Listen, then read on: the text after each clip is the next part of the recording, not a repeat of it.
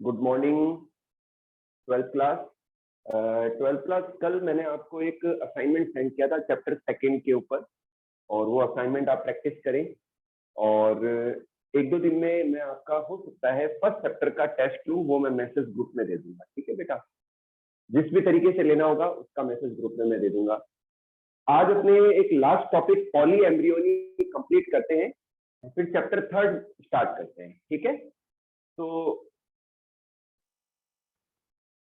Poly embryony,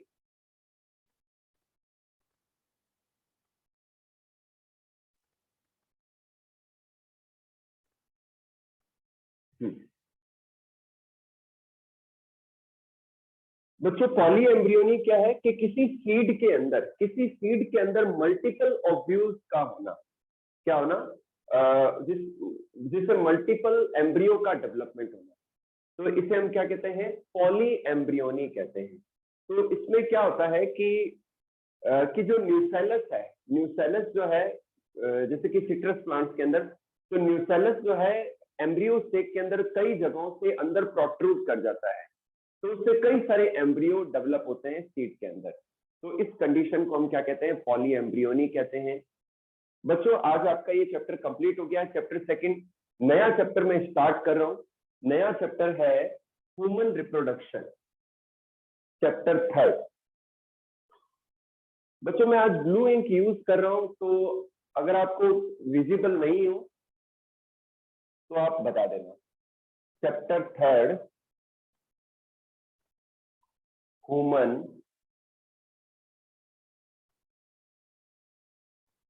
reproduction,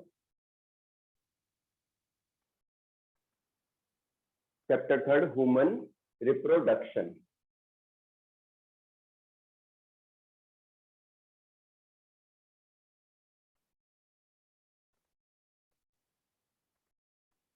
हाँ बच्चों, इस चैप्टर के अंदर हम ह्यूमन बीइंग के बारे में डिटेल रिप्रोडक्शन का जो प्रोसेस है उसको स्टडी करेंगे। रिप्रोडक्शन क्या है? What is the reproduction? बच्चों रिप्रोडक्शन एक एबिलिटी है, एक कैपेबिलिटी है, जिसके द्वारा कोई भी ऑर्गेनिज्म अपने जैसे न्यू ऑर्गेनिज्म प्रोड्यूस करता है।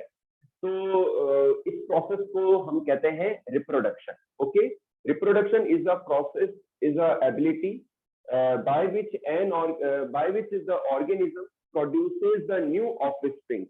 वो नए ऑर्गेनिज्म प्रोड्यूस करते हैं which are similar to themselves, जो उनके जैसे होते हैं। ठीक है, तो इस तरीके से बच्चों अगर मैं सेक्सुअल रिप्रोडक्शन की बात करूं, तो आपने चैप्टर फर्स्ट में पढ़ा ही था कि सेक्सुअल रिप्रोडक्शन में दो organism male and female part लेते हैं। मेल के अंदर मेल रिप्रोडक्टिव सिस्टम, फीमेल के अंदर फीमेल रिप्रोडक्टिव सिस्टम पाया जाता है। और मेल के अंदर मेल गैमेट्स का प्रोडक्शन होता है, फीमेल्स के अंदर फीमेल गैमेट्स का प्रोडक्शन होता है। और ड्यूरिंग द सेक्सुअल एक्ट जो मेल है अपने मेल गैमेट्स को फीमेल बॉडी में इंट्रोड्यूस कर देता है, और फीमेल बॉडी के अंदर या बॉडी से बाहर मेल और फीमेल गैमेट्स का फ्यूजन होता है। तो ठीक इसी तरीके से ह्यूमन बीइंग के अंदर भी दो चार स्टेप्स हैं, जैसे कि सबसे पहला स्टेप है गैमेटोजेनेसिस, यानी कि गैमेट्स का प्रोडक्शन होना। तो the formation of gametes is called gametogenesis. Formation of gametes is called gametogenesis.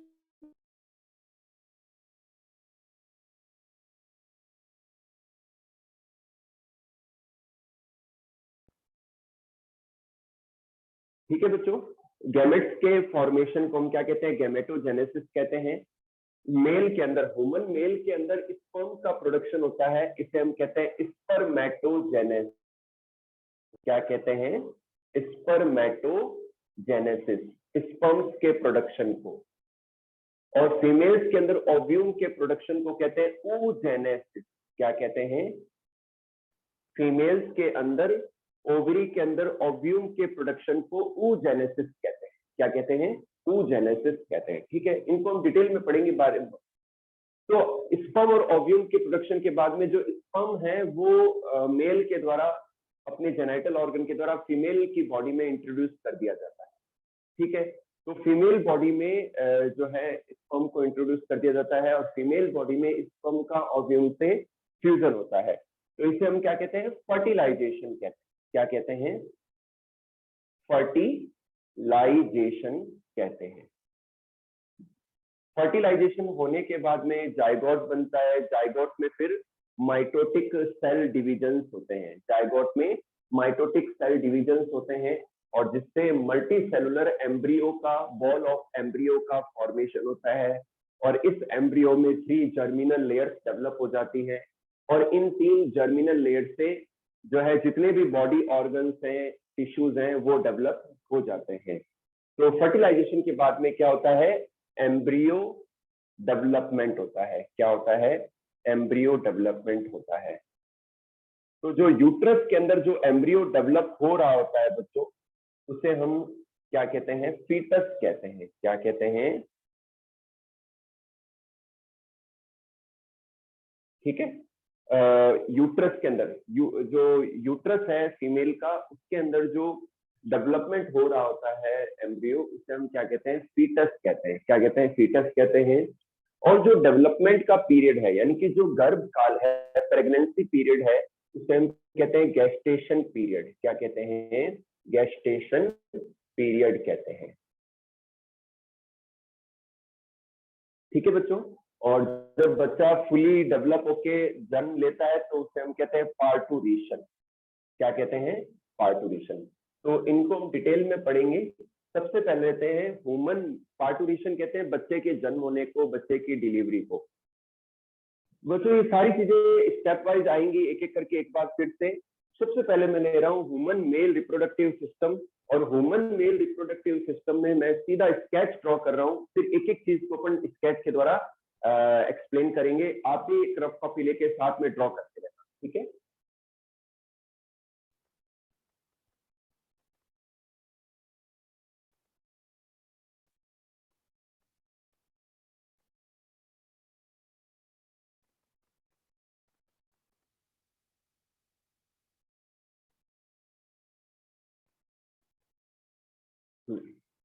तो अपना टॉपिक है बच्चों human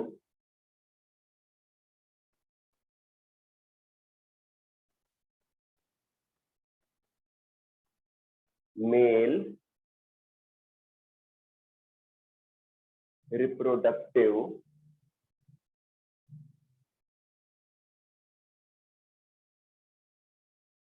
human male reproductive system.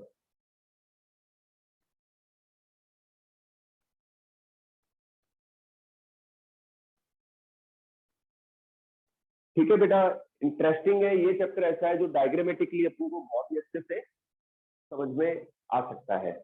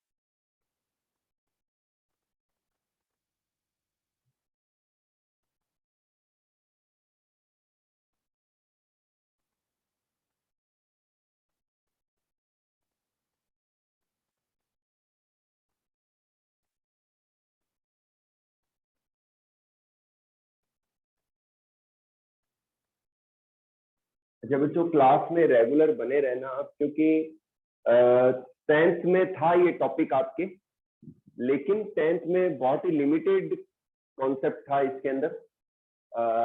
12th के अंदर पूरा डिटेल है, ये काफी सारी डिटेल है इसके अंदर। तो प्लीज बेटा आप लोग लास्ट तक बने रहना, ये सोच के कि ये तो पढ़ा हुआ है तो आप गलती कर जाएंगे।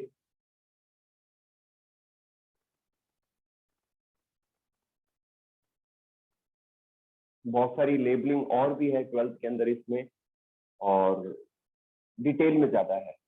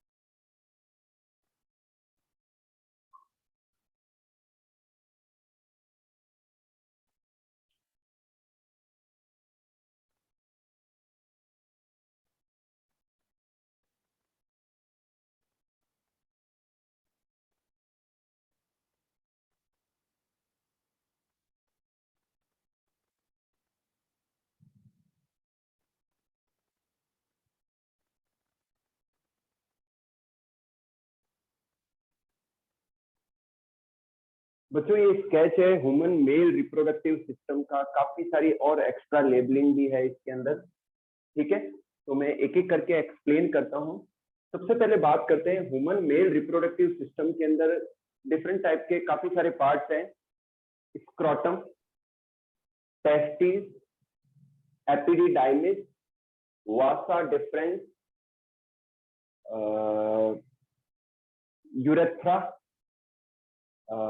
पेनिस, ठीक है, ये इनके डिफरेंट पार्ट्स हैं। इसके अलावा कई सारी ग्लैंड्स हैं जैसे कि seminal vesicles, prostate gland and bulbo urethral gland, bulbo urethral gland. तो ये बच्चों डिफरेंट टाइप के जो है पार्ट्स हैं। सबसे पहले बात करते हैं कि जो टेस्टिस है, ये जो स्ट्रक्चर नजर आ रही है ये टेस्टिस है, जो कि ओवल होते हैं। 4 से 5 सेंटीमीटर इनकी लेंथ होती है, 2 से 4 सेंटीमीटर इनकी थिकनेस होती है और 2 से 3 सेंटीमीटर ये वाइड होते हैं, ठीक है। ये नंबर में 2 होते हैं। ये बॉडी से बाहर दोनों पांवों के बीच में एक पतली स्किन के अंदर रहते हैं ये, ठीक है। उस पतली स्किन को हम कहते हैं, सेक लाइक जो पाउच है उसे कहते हैं स्क्रोटम। तो ये स्क्रोटम है और ये इनके अंदर टेस्टिस है। ये मैंने साइड व्यू बनाया है, 2 टेस्टिस होते हैं और ये टेस्टिस गुबर्नेकुलम टिश्यू से स्किन के द्वारा अटैच रहते हैं, स्क्रोटम से अटैच रहते हैं। और टेस्टिस के पीछे ये जो डक्ट है बच्चों एपिडिडाइमिस। तो इस डायग्राम के बाद में मैं आपको टेस्टिस की भी ट्रांसफर सेक्शन एक्सप्लेन करूंगा। तो ये टेस्टिस है, टेस्टिस के सबसे बाहर की जो लेयर होती है उसे हम ट्यूनिका वेजाइनलिस कहते हैं। उसके अंदर जो होती है उसे ट्यूनिका एल्बुजिनिया कहते हैं और उसके अंदर जो लेयर होती है उसे ट्यूनिका वेस्क्यूलोसा कहते हैं। तो ट्यूनिका एल्बुजिनिया के अंदर एंटर होने से कई सारे लॉब्यूल बन जाते हैं, खूब सारे लॉब्यूल्स बन जाते हैं और कंपार्टमेंट बन जाते हैं। उनके अंदर सेमिनिफेरस ट्यूब्यूल्स पाई जाती है। तो सेमिनिफेरस जो ट्यूब्यूल्स होती हैं उनकी जो जर्मिनल एपिथेलियम की जो लेयर है, उन सेल्स में डिवीजन से स्पर्म्स का प्रोडक्शन होता है, ठीक है। तो ये ट्रांसफर सेक्शन में ड्रॉ करूंगा। अच्छा, ये पीछे का पार्ट इसे एपिडिडाइमिस कहते हैं। तो स्पर्म बनने के बाद में टेस्टिस से आ जाते हैं एपिडिडाइमिस के अंदर, फिर यहाँ से होते हुए ये इस डक्ट से निकलते हैं, इसे हम वासा डिफरेंस कहते हैं। सिंगल को वासा डिफरेंस, दोनों ओर होते हैं तो वासा डिफरेंसिया। ये यहाँ से ऐसे कॉइल्ड होती हुई फिर एब्डोमेन के अंदर एंटर हो जाती है, फिर यूरिनरी ब्लैडर से लूप ओवर होते हुए यहाँ पर आके यूरेथ्रा से कनेक्ट होती है, ठीक है। और ये ज्वाइन करती है सेमिनल वेसिकल्स को। किसको ज्वाइन करती है? सेमिनल वेसिकल्स को। फिर ये जो पार्ट है इसे ये 2 सेंटीमीटर लंबा होता है, इसे हम इजैकुलेशन डक्ट कहते हैं या इजैकुलेटरी ट्यूब कहते हैं। तो यहाँ स्पर्म का इजैकुलेशन होता है, इसमें सेमिनल वेसिकल का फ्लूइड मिक्स हो जाता है। ये बच्चों यूरेथ्रा है, ठीक है। और ये जो स्पॉन्जी ग्लैंड है, अच्छा ये यूरिनरी ब्लैडर है जिसमें यूरिन का स्टोरेज होता है। ये यूरेटर है जो यूरिन को यूरिनरी ब्लैडर में लाता है। ये स्पॉन्जी ग्लैंड है जिसे हम प्रोस्टेट ग्लैंड कहते हैं। इस स्पॉन्जी ग्लैंड को प्रोस्टेट ग्लैंड कहते हैं, ठीक है। और ये भी एक एसिडिक फ्लूइड रिलीज करता है, इनको हम बाद में डिस्कस करेंगे। ये जो 2 ग्लैंड नजर आ रही है आपको, इन्हें हम काउपर्स ग्लैंड कहते हैं। क्या कहते हैं? Cowper's gland.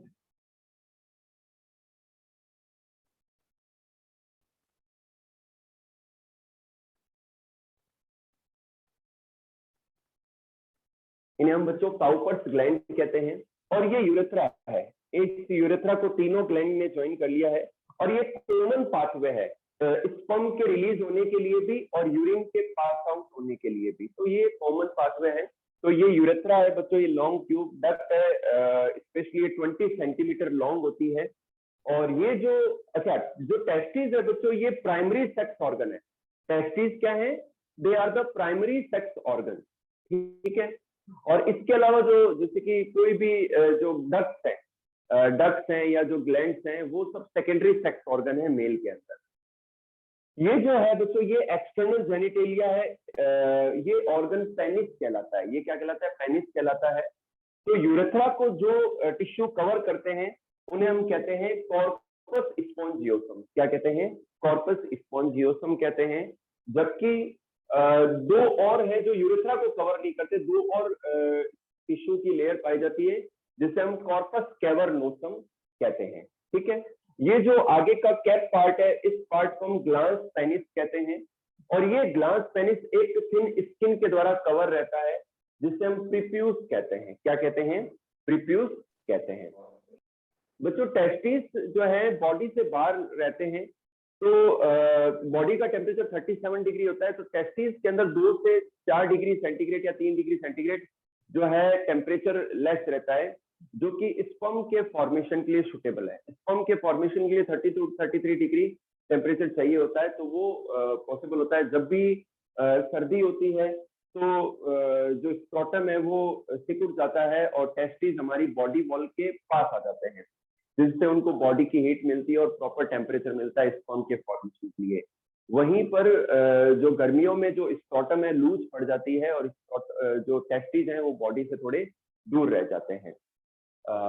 अच्छा बच्चों, जो टेस्टिस का जो फॉर्मेशन है वो जब बच्चा डेवलप हो रहा होता है माँ के यूट्रस में, तो वहां पर टेस्टिस का फॉर्मेशन हो जाता है, और जब बच्चा 7वें महीने का हो जाता है, 7 मंथ का हो जाता है फीटस, तब ये टेस्टिस अपने जो रेस्पेक्टिव जो स्क्रोटम पार्ट है वहां पर वो डिसेंड कर जाते हैं, मतलब एब्डोमेन से निकल के डिसेंड हो जाते हैं स्क्रोटम के अंदर। ठीक है। अच्छा, जो स्क्रोटम है बच्चों, उसमें भी एक पार्टीशन पाया जाता है, बीच में एक सेप्टम पाया जाता है जो बाहर से एक लाइन के रूप में नजर आता है, जिसे हम राफे कहते हैं। ठीक है, और फिर बात करते हैं बच्चों कि टेस्टिस के अंदर स्पर्म बनने के बाद में एपिडिडाइमिस आते हैं, फिर वासा डिफरेंशिया में, वासा डिफरेंशिया से होते हुए आ जाते हैं यूरेथ्रा के अंदर। जब यहाँ आते हैं स्पर्म, तो उनमें सेमिनल वेसिकल्स का फ्लूइड रिलीज होता है जो कि एल्केलाइन होता है, और जिसके अंदर फ्रक्टोज पाए जाते हैं, प्रोस्टाग्लैंडिन्स पाए जाते हैं, और भी कैल्शियम, फॉस्फेट और न्यूट्रिएंट्स पाए जाते हैं, जो स्पर्म के साथ मिलकर एक फ्लूइड बना लेते हैं, जो स्पर्म को न्यूट्रिशन प्रोवाइड कराते हैं, उनका जो मूवमेंट है वो इजी बना देते हैं।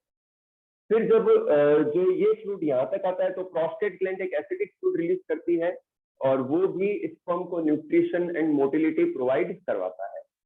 नेक्स्ट लेते हैं, फिर यहाँ पर जब वो फ्लूइड आता है, तो काउपर्स ग्लैंड से एल्केलाइन म्यूकस रिलीज होता है, जो सीमन में मिक्स हो जाता है, जो इस पाथवे को चिकना बना देता है मूवमेंट के लिए। तो तीनों ग्लैंड्स का जो सिक्रेशन प्लस स्पर्म, ये मिलके बनाते हैं सीमन।